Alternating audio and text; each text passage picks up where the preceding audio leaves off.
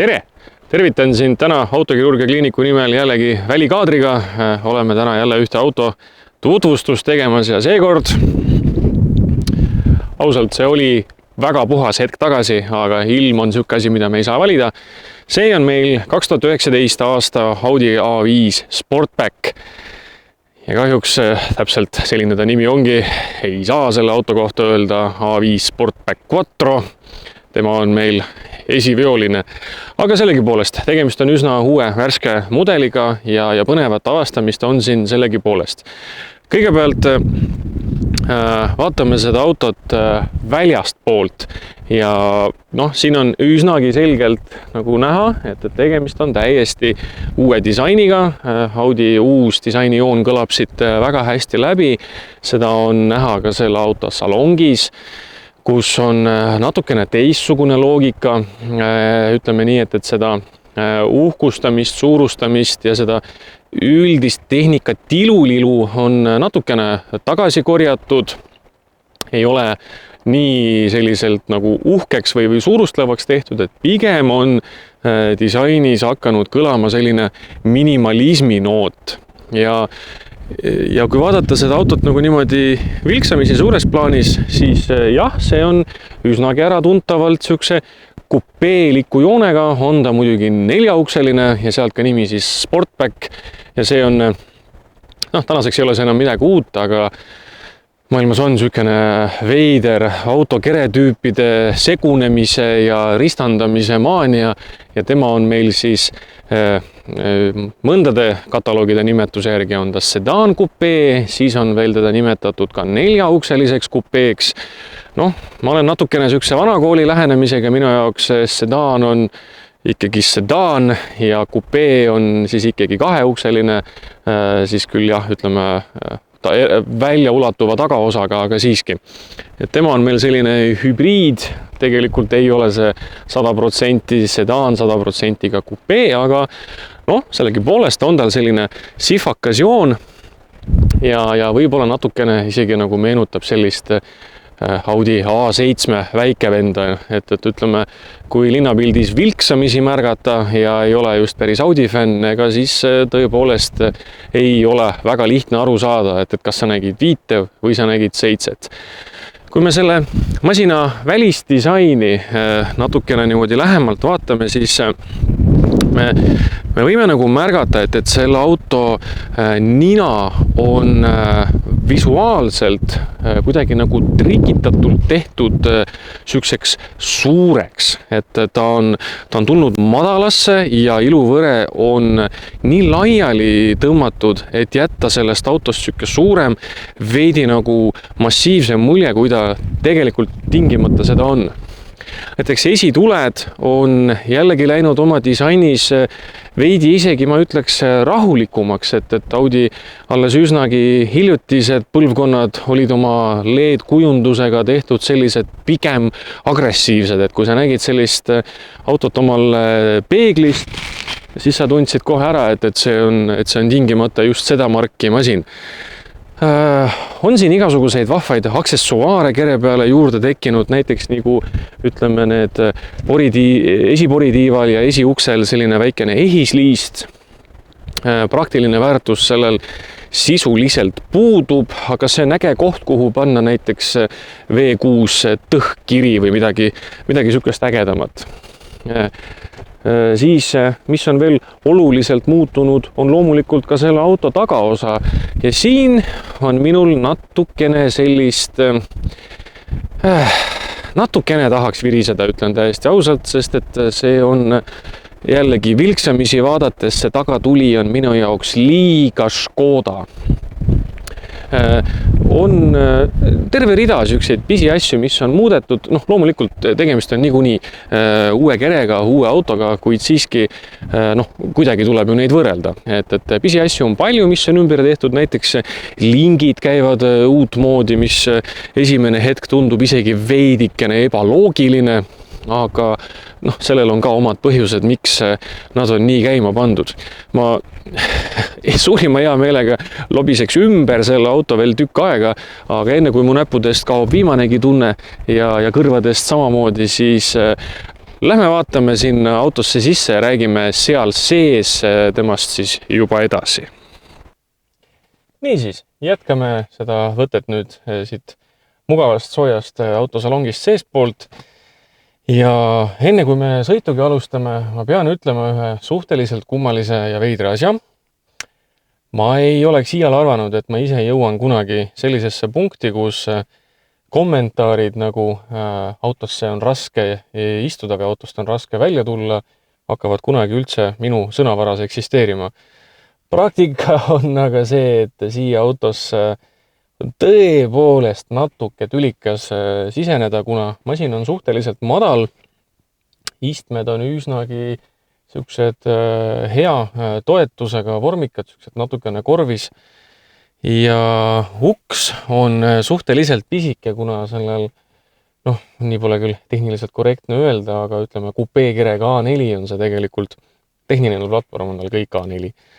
Siis uks on meil lühike ja siin on see sisse-välja pugemine kuidagi ei ole mu lemmik osa sellest.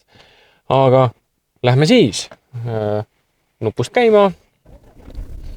Nii, masin käib, start-stop välja, see on niisugune poolkohustuslik tegevus ja siis käik sisse ja käigukang on siin ka juba nagu kõikidel uuematel audidel kombeks ilma siis fikseeruva positsioonita, ehk siis sa tõmbad kangi või lükkad kangi sinna, kuhu peab, vabastad ja ta tuleb tagasi keskasendisse.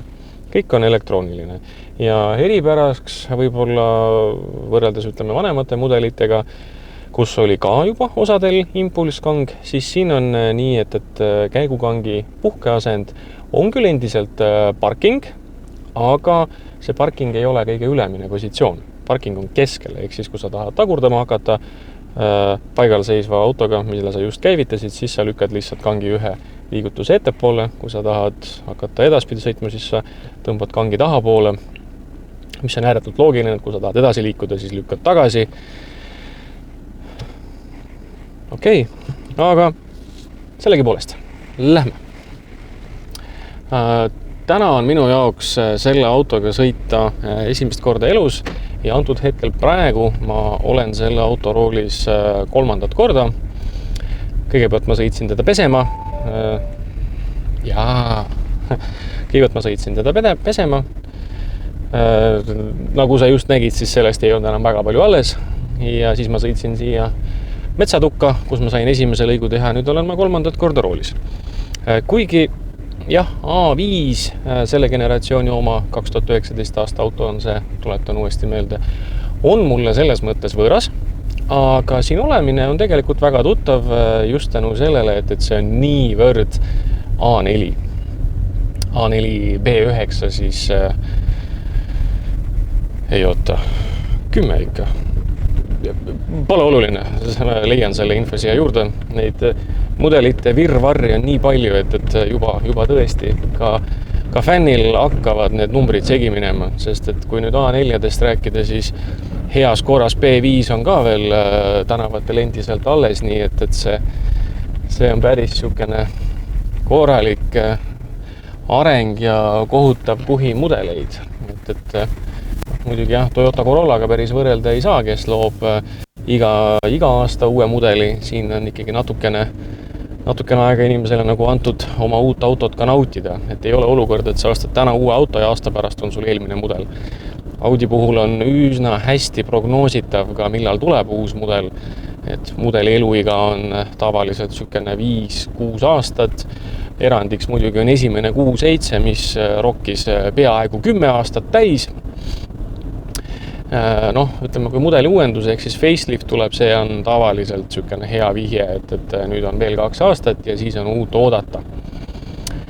Eriti kui hakkavad juba kaua müügis olnud soodukad pihta, siis on nagu täiesti kindel, et nüüd on vaja kiirelt ladu tühjaks müüa. Aga tagasi selle auto juurde. Mis ma pean nagu ütlema kohe ära, mis mulle väga meeldib selle masina juures, on tema tunnetus. Ta on natukene, ütleme, kui me tõmbame niisuguse mõttelise joone, et kus on mugavus, kus on sport ja siis ütleme, ta on nagu sellest mugavuse ja spordi vahele, kui paneme keskpunkti, siis ta on nagu gramm spordi poole. et ta otseselt ei põruta, ta ei ole nagu kõva oma vedrustuse seadistuselt, aga kaugeltki ka mitte pehme, et sükene nagu pigem natuke jäigema poolne. See muidugi võib-olla sellistel talvistel lumekonarustel sõites ei ole väga nagu mugav, ei paita just su selga, aga teisest küljest selle pigem natuke jäigema vedrustuse see teine pool on see, et selle autoga saab nii vahvasti kurve võtta, et sa ei pea olema mingisugune võidusõitja, sa võid ka täiesti ise natukene vale trajektooriga kurvi sisse minna, midagi ei juhtu, sa ei lenda teelt minema, auto on väga kuulekas ja rool on uskumatult täpne. Ja seda kõike selle juures on meil tegelikult ainult esiveoline ja tiksub siin kapoti all 4-silindriline mootor, diisel 140 kilovatti, et sellised pisikesed, jah, vabandust väga, tänases maailmas 2-liitrine mootor ei ole enam pisikene, aga siiski ütleme selliste vanakooli suhtumisega autoarmastajad peavad 2-liitrist mootorit ikkagi selliseks, absoluutseks nagu miinimumiks, et 4 silindrit, 2 liitrit, et see on see koht, kus üleüldse nagu hakkavad mootorid pihta. Et igasugused 1 mootoritest tegelikult päris paljud ei taha rääkidagi, mina kaasa arvatud. Kuigi jah, Audil on erandeid nagu vana hea 1.8 5-klapine, aga jällegi, meil on 21 sajand juba kätte jõudnud ja on meil siin 2-liitrine mootor, kaldusin jällegi kõrvale, on meil siin 2-liitrine mootor, millel on võimsus 140 kilovatti, täpsemalt siis on see 190 hobujõudu, on meil esivedu ja võimsus sellest mootorist siis asfaldi peale jõuab robotiseeritud automaatkäigukasti või peaksin ma nimetama teda siis S-Tronikuks, mis on täpselt seesama DSG, mis on Volkswagenil. DSG on lihtsalt lühend topeltsidurkäigukastist. Käigukasti töö selles autos on kategooriast armu ära. Nii täpselt, nii vahetut käigulülitust, nii kiired käiguvahetust ja samal ajal, mis mind nagu tõsiselt imestama paneb, kui hästi see käigukast oskab ette ennustada minu järgmist liigutust. Tüüpiliselt automaatkäigukastid saavad oma tööga hakkama väga hästi, kui on üks üsna kindel sõidustiil. See kast üllataval kombel nagu isegi minu käes töötab väga hästi ja ma olen 100% kindel, et minu sõidustiil on erinev kui selle auto omanikuga võrreldes. Ja tõesti nagu panebki imestama, et võimsus ei ole teab mis märkimisväärne, vedu on ainult esiratastel ja tegelikult mul on üsna raske viriseda. Tõsi küll, jah, kohalt võttes rohkem gaasi andes hakkab suhteliselt paaniliselt üks kollane tulukene vilkuma armatuuris, mis annab nagu teada, et ei saa 2 ratast hakkama neile püstitatud ülesandega. Aga teeb see selle auto selle arvelt ka muidugi märgatavalt odavamaks, kui on tema 4-veolised vanemad vennad. Ja kusjuures seda 2-liitrist mootorit on saada 4-veoga. Täna ei ole 4-vedu enam ainult nagu suuremate ja suurte mootorid pärusmaa, sest see väiksed mootorid on ka tegelikult väga tublid. Mis teeb selle mootori nii tubliks, on tema häälestus. Euroopa suured autotootjad on juba tegelikult ammu andnud nendele, kuidas nüüd öeldagi, konstruktoritele selles mõttes natuke teistsugused juhised, et enam ei aeta taga maksimumvõimsust just seda ilusat numbrit, mida kirjutada auto passi. Täna on rohkem keskendutud mootorite häälestusele, ehk siis sellele, kuidas sellest mootorist see võimsus päriselt välja tuleb ja just on pööratud rõhku sellele, kuidas inimesed päriselt sõidavad. Väga nukker on minu jaoks päris paljude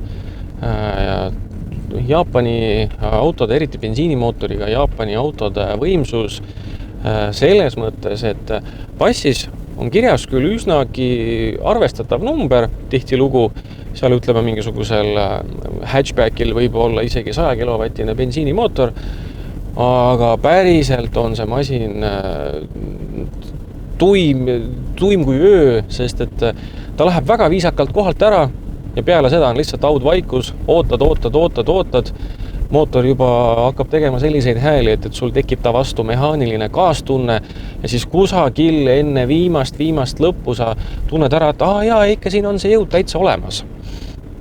Aga nagu päriselt kasutatavus on natukene nagu veidravõitu.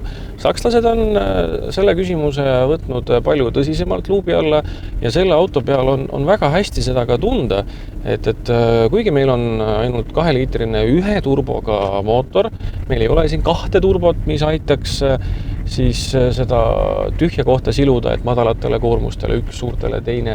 Ei, meil on 1 turbo peal ja ometi, ütleme, see turboviivitus või see hetk, millal nagu päriselt jõud välja tuleb, ei ole nagu sellises totakas kauguses, kus teda ei ole väga mugav kasutada. Ja võimsusnäitaja on 140, korra proovisin ka reaalselt täisgaasi ja ütleme nii, et tavarežiimis, kui teda hoida komfortrežiimis, siis natukene tuimavõitu, kui lülitasin auto siis Drive Selecti nupuga dünaamilisse režiimi, siis oli mootori karakteristika märgatavalt erinev ja jättis vägagi krapsaka mulje.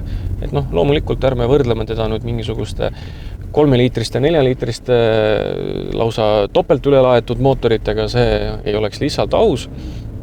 Aga kui me vaatame autoklassi kui sellist ja meil on siin ju tegelikult selline väike keskklassi auto, millel on, ma hakkan juba parasiitsõna enda suust leidma ja see on optimaalne mootor ja tõepoolest seda ta ka on, et pakub täiesti piisavat dünaamikat, ei larista kütust, siin on reaalselt linnatingimustes talvisel ajal inimesed tulevad toime isegi alla 8 liitri, maanteekulu on üldse huumor ja on rida veel teisigi väga selliseid ägedaid pisiasju, mis on siin tehtud, et see auto oleks nagu hõlpsasti kasutatav. Näiteks salongi soojendus on lahendatud väga nutikalt. Autos hakkab soe tunduvalt ennem, kui mootor saavutab töötemperatuuri, sest arva ära, kas ökonoomne pisike diiselmootor läheb kiirelt soojaks, ei lähe.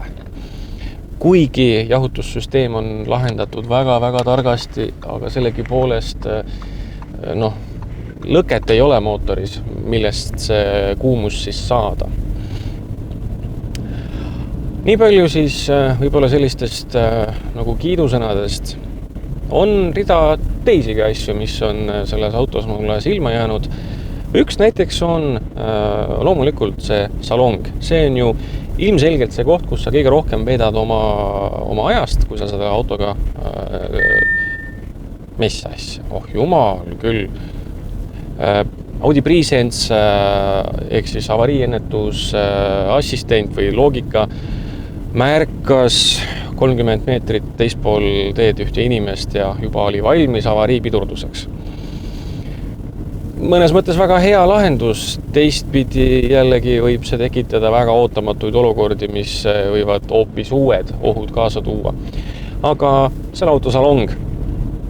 Salong on kujundatud väga sellise kaasaegse minimalismiga.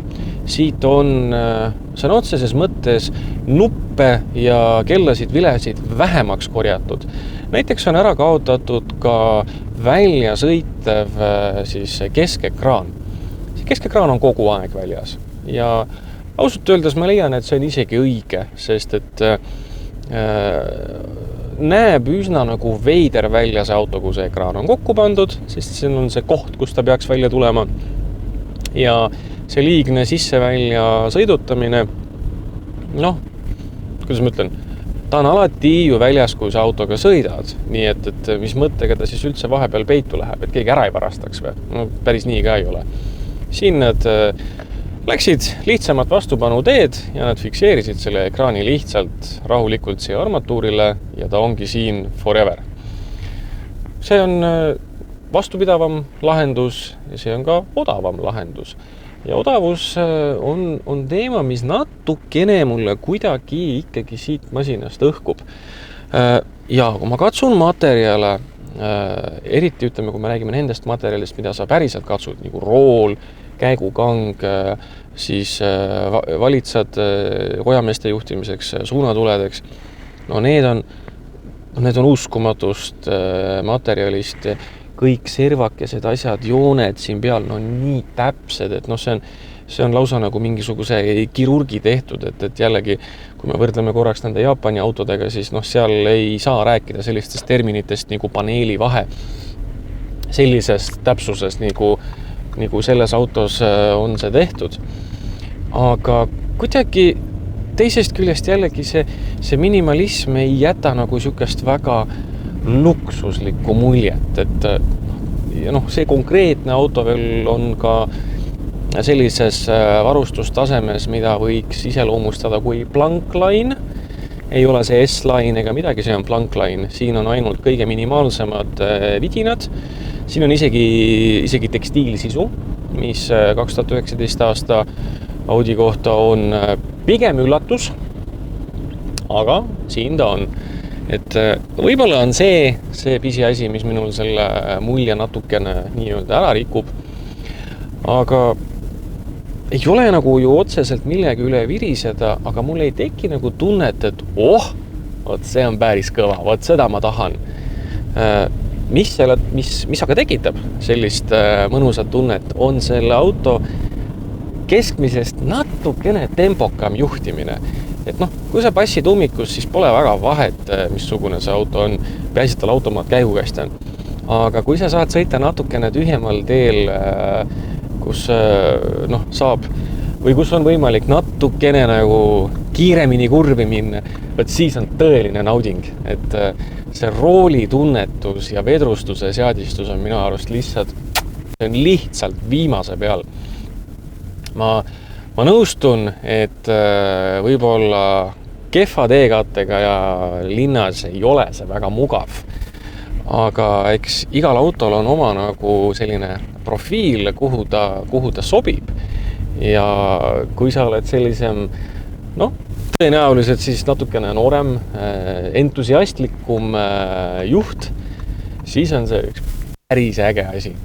Ja see rooli tunnetus ja see vedrustuse töö, kui me veel siia paneksime nagu sellise veoskeemi, nagu Audil peab olema, ehk siis Quattro ja mootor, kuidas nüüd öeldagi, ei ole tegelikult täna enam vahet, millist värvi püstolist see mootor sööb, kas rohelisest või mustast. Mõlemates leerides on toimunud tohutud arengud ja ka mõned taandarengud loomulikult, aga need dünaamika näitajad, et kui me võtaksime siia näiteks, ütleme lihtsalt 3-liitrise mootori, jätame ütlemata, millise kütuse peal ta peab töötama ja võtame siia 4-veo ka juurde ja veel mõned vidinad, siis võib-olla ma väga, väga juba tugevalt muudaksin oma arvamust sellest. Mis veel? Mis ma oskan öelda selle auto kohta? Praktilised on lõpuks ometi aru saadud, et tänapäeva inimesel, 2019 aasta auto ikkagi on, et tänapäeva inimesel on väga palju kola endaga kaasas. Näiteks sellel autol ju ka enam ei ole klassikalist võtmega käivitust, käivitus on klahvist. See tähendab seda, et see võti peab kuskil olema. See võti võib olla sul taskus, aga olenevalt sinu garderoobist ei pruugi see ju alati nii olla. Siis on tehtud üsnagi meeldivad panipaigad, kus saabki sellist sorti kraami hoida ja on ka aru saadud sellest, et tänasel inimesel on keskmise raamatu suurune telefon, mida ta tahab ka kuskil hoida ning ka sellele on tõepoolest mõeldud. Telefoni hoidmiseks on siin olemas väga okei koht ja ei ole absoluutselt probleemi. Samuti on topsihoidjad pandud mõistlikusse kohta, ilusti käeulatusse ja täpselt MMI klahvide kõrvale, nii et kui see ümber läheb, siis palju õnne sulle. Loomulikult, need sa hävitad koheselt ära. See MMI klahvistik ise on ka tugevalt muutunud, näiteks pöördratas siin keskel on ühtlasi ka joystick, ta liigub siis üles-alla, paremale, vasakule ning tõeliselt kummaline ja natukene lahe, aga pigem kummaline asi on siin raadio mäluklahvide siis asetsus. Kogu see klahvistik on tegelikult üks tükk, et kas vahet ei ole, kas sa vajutad number 2 või number 8, sa vajutad kõiki või kogu seda ühte klahvi korraga, aga selle klahvi pealmine ala on puuteala. Et kas ei saanud teha 8 sõltumatut nuppu või teha üldse puutepaneel, et nad tegid puutepaneeli, mis on samal ajal nupp. See tundub täiesti jabur ja ebaloogiline, aga siin on tegelikult asjal oma iva. Näiteks nende samade numbrikeste vahel on väikene selline plastikust kõrgendus, mis väga hästi on sõrme all tunda ning sa saad aru, kus sa parasjagu liigud ning ka vajutus on sulle väga hästi ära tuntav, kui sa seda klahvi vajutad, ikkagi nupust saadav tagasiside läbi sõrmeotsa on füüsiline ja seda on tunda ja muidugi on ka vastav klikk. Ja see teeb selle teistpidi isegi mingis mõttes täiesti meeldivaks. Et selliseid vahvaid märkuseid ja tähelepanekuid siis selle auto kohta, et mis ma ütlen kokkuvõttena, sportliku käitumisega elegantne, kaasaegne ja ökonoomne auto, millel on täiesti olemas praktilised väärtused, kuigi ärme neid näiteks tagaistmelt otsima lähe, sest et kui roolis istub 1,84 m kodanik, kes hoiab sellist sõiduasendit, et tal põlved ka 2-tunnise sõidu peale valutama ei hakka, siis tema taha, ma arvan, et üle meetristel väga asja pole.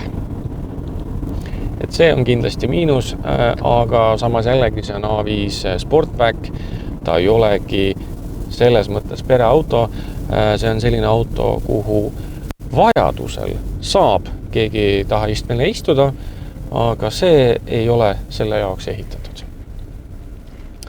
Selline siis väikene kokkuvõte sellest vahvast autost. Mina siiralt tänan selle auto omanikku, et usaldas selle minu kätte. Mina tänan sind, et sa leidsid aega selle video läbi vaadata. Ja ma tean, et ma olen mõned videod sulle ka võlgu. Ära põe, kõik saab tehtud. Seniks kuniks, aga aitäh sulle, mu salapärane vaataja, ja näeme peagi.